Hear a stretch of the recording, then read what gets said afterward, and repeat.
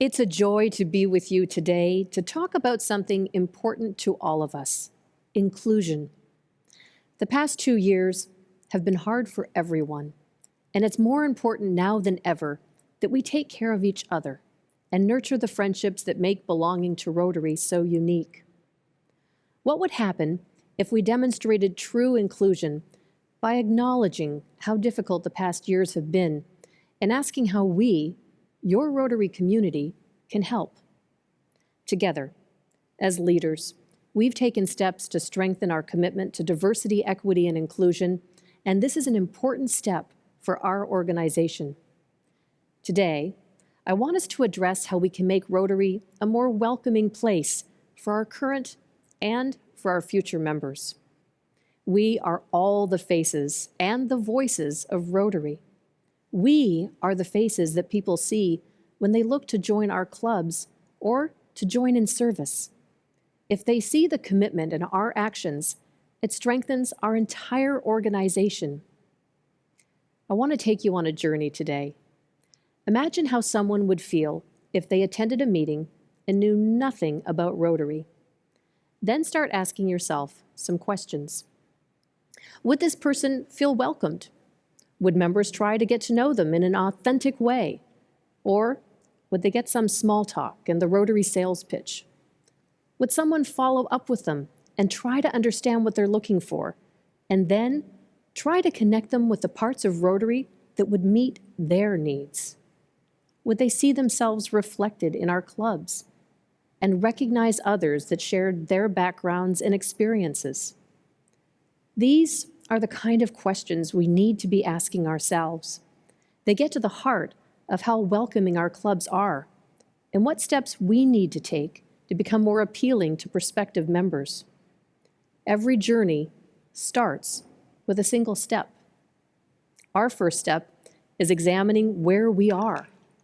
And a good way to assess where you are is by asking the members of your club about their experience, then making changes based on the feedback, and then asking them again and again. Make open and honest feedback central to your club's culture. Diversity has been one of Rotary's core values for a very long time. We haven't always got it right, but this isn't an exercise in casting blame. It's about being honest with ourselves, about where we are in the journey and where we want to go. Diversity, equity, and inclusion is not a political issue. We all have the right to be treated with dignity and respect, and we all have the right to equal opportunities for fellowship and service, and to be given the same platforms for our voices to be heard. It's important to recognize and understand that we're all at different stages of this journey and our understanding of DEI. That's okay, and that's why it's important to have leaders who are passionate and knowledgeable and willing to share their expertise about what's going to take us further ahead. Every club should seek out these leaders. They should be a diverse group that's representative of your community. But keep in mind that members of underrepresented groups may not want to be part of these groups.